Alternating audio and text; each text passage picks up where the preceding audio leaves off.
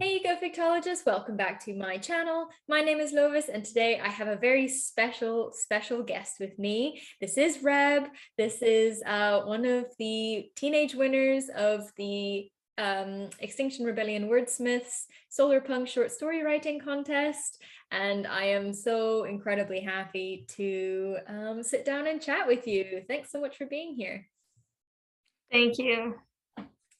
Do you wanna introduce yourself a little bit? How old you are, where you're from? Sure. Hi, I'm Reb. I use they or she pronouns, and I'm a 16-year-old in Washington, D.C. I'm born here and still live here. And I'm a creative writer and filmmaker and climate activist. Very cool. Well, we know a little bit about the writing, but I'd like to know a little bit about the filmmaking too at some point. We'll talk about the writing first because your short story, Blood Oil, was one of the top picks. Very exciting. Congratulations. How does it feel being one of the winners of this contest? And you'll be on the website. Your story's going to be published. That's so amazing. It's really exciting. This is the first contest I've won for writing, so I'm really excited to have my story shared and people will read it, and yeah. Yeah. Is it do you write stories often, or was this something that inspired you to start writing? Yeah, I've been writing stories for like a while since I was in like middle school. Um but yeah, this contest did like inspire me to write this story and also like to write a climate story and get into this new genre of solar punk about like envisioning a better future because I hadn't written stories about climate so much before. Okay. Was this the first time you came across the term solar punk as well? Yeah, I never heard of it before. Okay. And have you kind of read around a little bit now? Are you fully converted to the solar punk way? Yeah, I've definitely started reading some solar punk stories, and it's a genre that like encapsulates the type of stories that I want to write, I think, because like I want to write about how we can envision a better future and like inspire hope in people. So I think this is a great genre for that.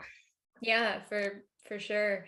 Um, no spoilers, but do you want to give people a bit of a summary of the story that you submitted and that one?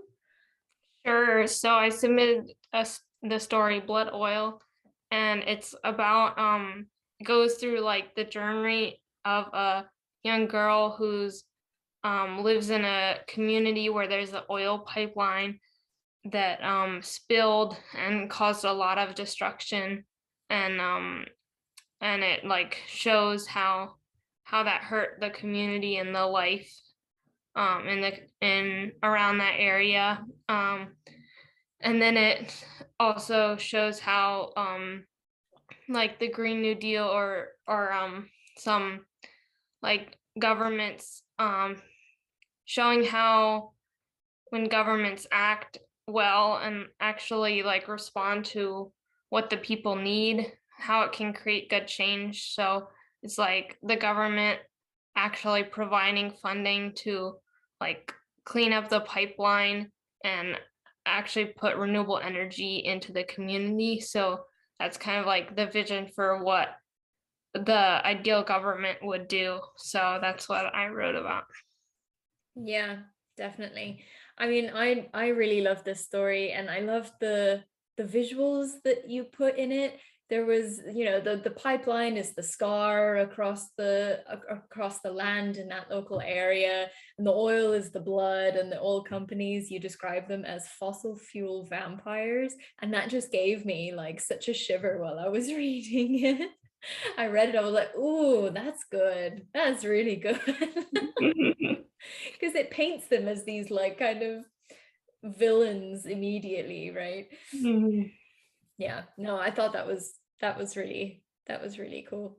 Um, the story that it's quite a sad story for half of it, right? Because you are painting this picture of what the pipeline has done to this local area, and the main character is really feeling all of the emotions like super intensely. And then it kind of, yeah, like you say, it shows the other side. It like flip flops, and so you have this like horrible dreadful thing, and then you have all this hope and positivity, and it kind of swings. I thought that was, yeah, I thought that was really nice. It seemed like the story was saying we need to take the immense pain that we're feeling, and we need to turn it around in our own backyards. Is that kind of what you wanted to say with it? Yeah, that like yeah, there's like this I wanted to show like how much destruction the like doing the wrong thing about climate will cause, but then how we can turn that around to making it even better than it was before and having a good climate. Yeah, definitely. And Solarpunk for you, you focused on what the ideal government would do. They would provide funds for cleaning up the community and converting lands to something a bit more productive and sustainable. Is that kind of a major part of what you see as the ideal kind of positive future, a massive role that the government has to play? Yeah, I definitely think like yeah, the government has to completely change how they're what they're doing right now. Cuz like yeah, it's right now it's like the opposite. They have like a massive military that's polluting a lot and they are approving a bunch of fossil fuels, and so yeah, it just needs to be like completely different. And I don't know how that government change would happen, but like I do feel like we need a government that actually supports the people. Yeah, I agree. I do think we need a government that supports the people. I think that's a good first step, or 10th step. I don't know what the first step is, but it's a good direction to go into for sure. Um, and if someone asked you how to define solar punk, because it is a fairly new term in kind of the general awareness, how would you define it? I would define it as like a a new genre that's it kind of has branched off of science fiction, but it's about envisioning a more hopeful future for humanity and the planet, and um, yeah, like seeing how we can make the future a positive one. Definitely. And the role of, I mean, hope and positivity, they're so powerful in kind of maintaining motivation, right? Because as soon as you only have stories of doom and gloom and negativity, then you're like, oh well, then I won't even try. There's no point. But once you Yeah. put in a little bit of optimism in there, then you know that there is hope, and you can make a difference. I think Solarpunk is quite powerful for that. Um, how did you hear about the competition? Have you been involved in with Extinction Rebellion for a while or before? Yeah, well, I've been part of Extinction Rebellion DC for about a year, a little over a year. So, and I manage the Instagram account of Extinction Rebellion DC.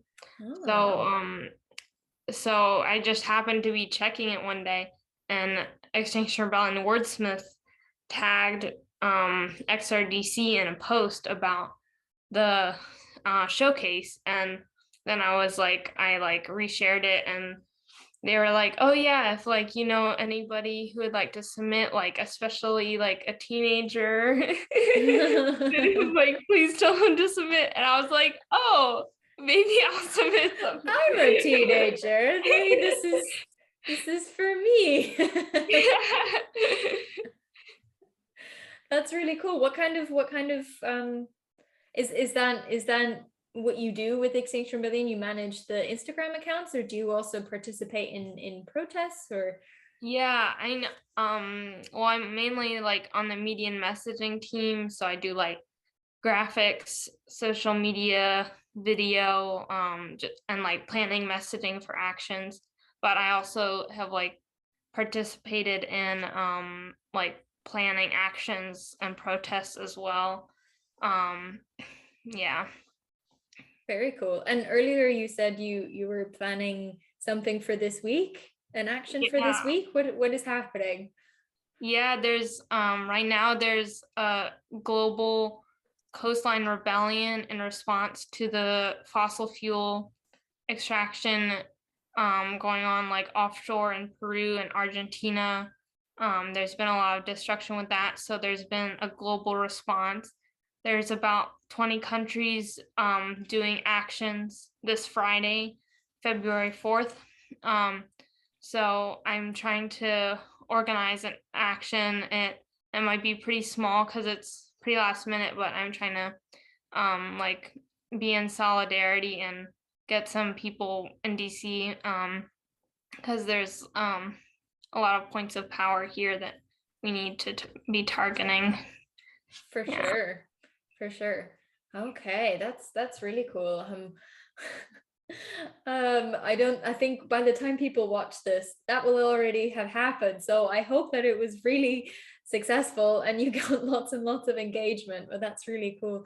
How do you find time to manage Extinction Rebellion DC's social media accounts? And you got the school and life and everything, and you're managing a major branch of a environmental protest organization.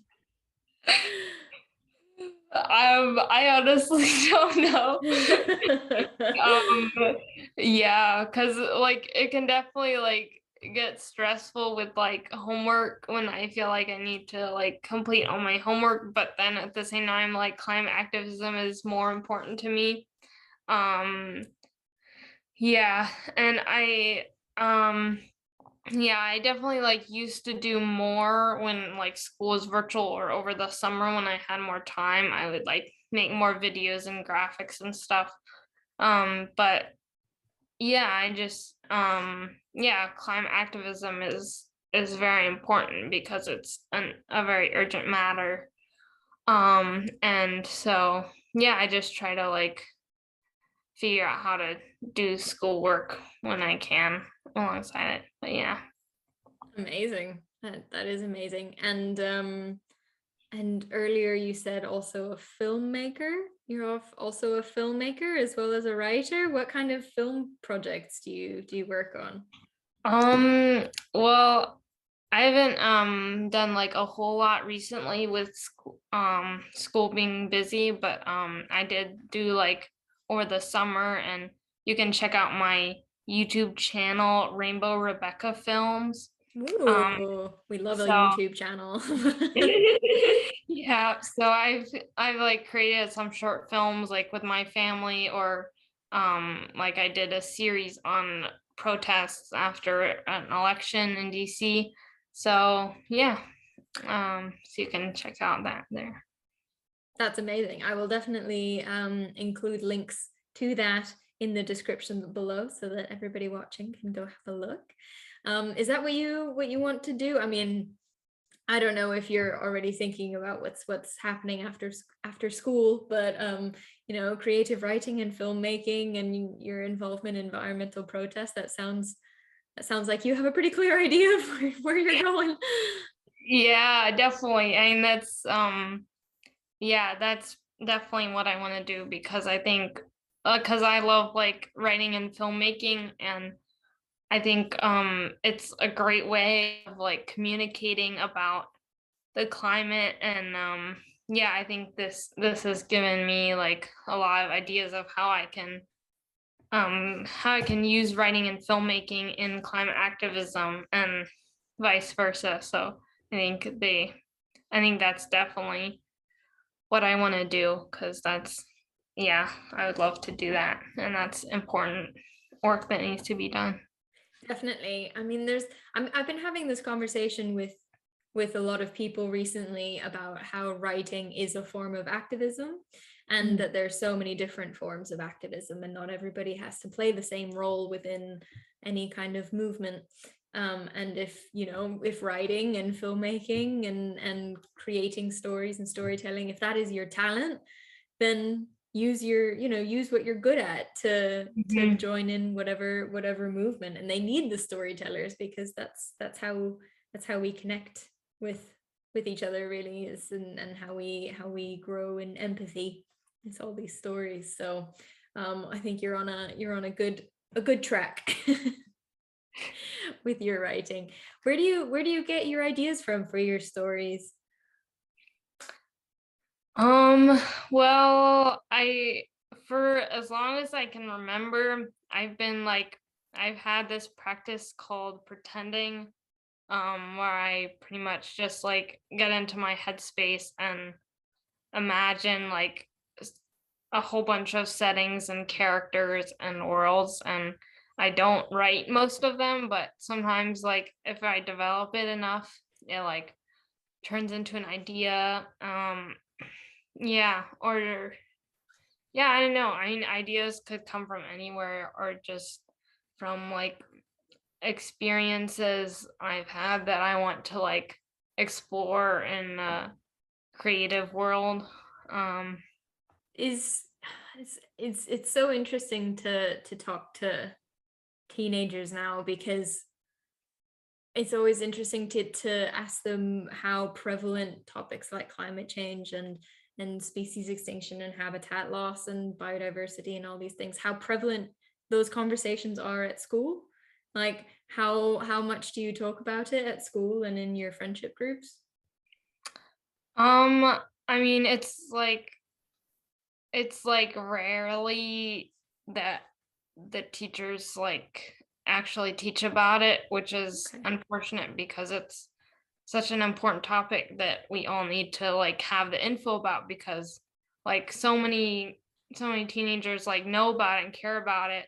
So yeah, but like before getting involved in climate activism, I didn't like actually know that much about like the science or any of it, or like yeah, I just so yeah, it just needs to be taught in schools more. And yeah, I have definitely like heard like several classmates like expressing how important like climate is for them in terms of issues. So I'm definitely like gonna try to get my classmates like involved in some of the actions I do.